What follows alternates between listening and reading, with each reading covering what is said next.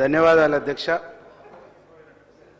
యావత్ తెలంగాణ మాదిగ ఉపకులాలు భారతదేశంలో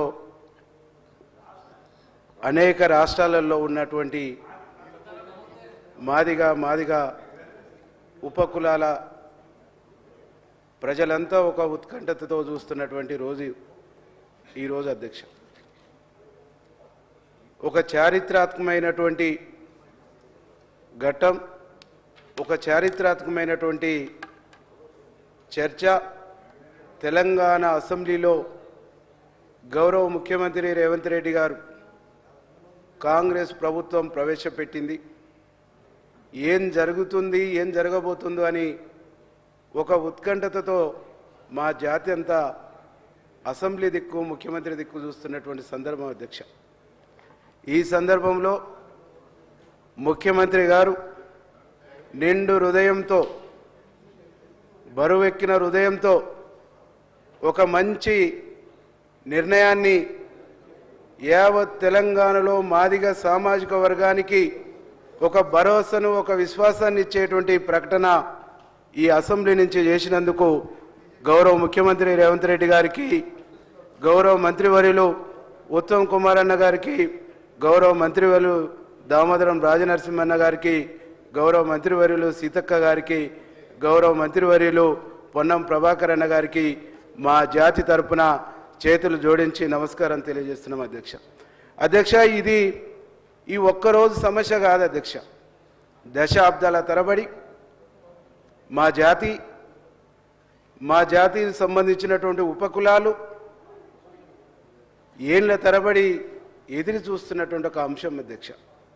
స్వయంగా గౌరవనీయులు మందకృష్ణ మాదిగ గారు దశాబ్దాల తరబడి ఈ ఉద్యమాన్ని చెమటోడ్చి సమాజంలో అందరిని ఆలోచింపజేసి అన్ని వర్గాల, అన్ని సమూహాల మద్దతు కూడగట్టుకొని ఈ స్టేజికి తీసుకొచ్చింది అధ్యక్ష.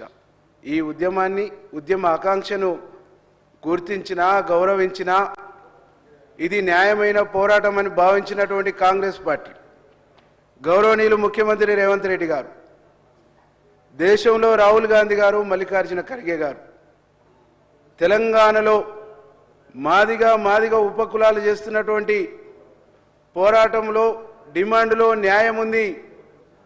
ఈ వర్గాల పక్షాన ఎప్పుడు కాంగ్రెస్ పార్టీ నిలబడ్డది.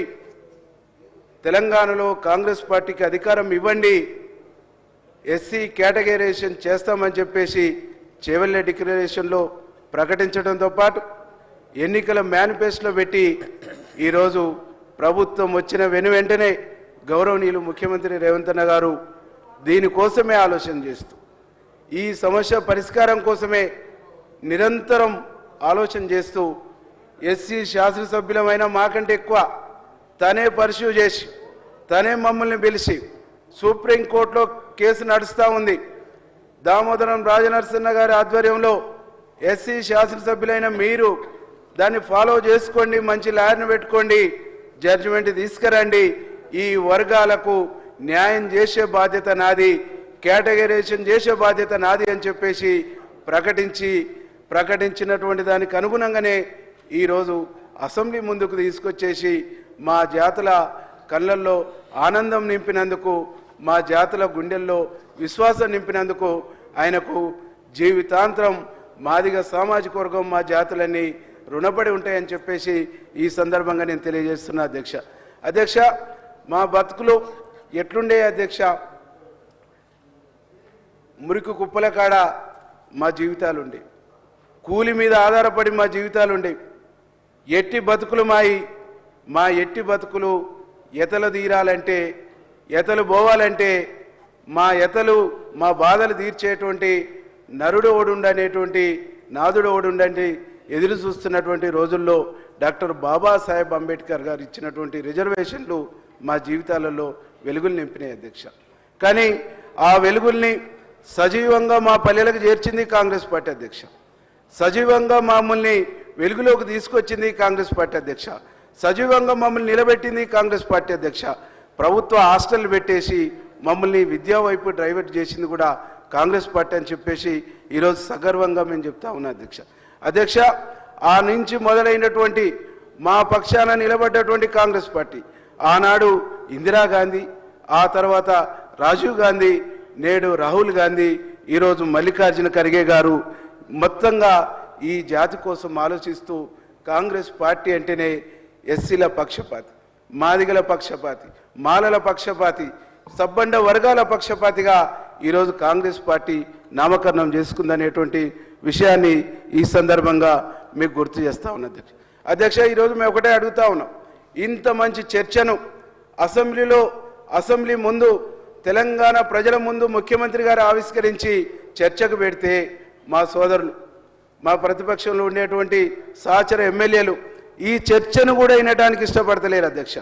ఆనాడు 2014లో ఇదే అసెంబ్లీలో నేనున్న అధ్యక్ష. అఖిలపక్షాన్ని ఢిల్లీకి తీసుకుపోతానన్నారు, ఢిల్లీకి తీసుకుపోలే. దళితులను ముఖ్యమంత్రి చేస్తానన్నారు, ముఖ్యమంత్రి చేయలే. దళితుల్ని దగా చేసిర్రు, దళితులను మోసం చేసిర్రు. కాబట్టి దళితులంటేనే దళిత వ్యతిరేకమైనటువంటి పార్టీ బీఆర్ఎస్ పార్టీ, దళిత ద్రోహి పార్టీ బీఆర్ఎస్ పార్టీ. కాబట్టి ఈరోజు వాళ్ళు సభలో లేరు అనేటువంటి విషయాన్ని ఈ సందర్భంగా నేను గుర్తు చేస్తా ఉన్నాను అధ్యక్ష. ఈరోజు వాళ్ళు సభ నుంచి వెళ్ళిపోయి యావత్ తెలంగాణలో ఉండేటువంటి దళిత సామాజిక వర్గానికి ఒక ద్రోహులుగా వాళ్ళు ముద్ర వేసుకున్నారని చెప్పేసి ఈరోజు నేను చాలా స్పష్టంగా చెప్తా ఉన్నా అధ్యక్ష. ద్రోహులుగా ముద్ర వేసుకోవడమే కాదు, దళిత ఉద్యమాన్ని కూడా అణిచివేయటంలో, దళిత నాయకుల్ని జైలు పెట్టడంలో కూడా వాళ్ళే ముందుండనేటువంటి విషయాన్ని ఈ సందర్భంగా తెలియజేస్తా ఉన్నా అధ్యక్ష.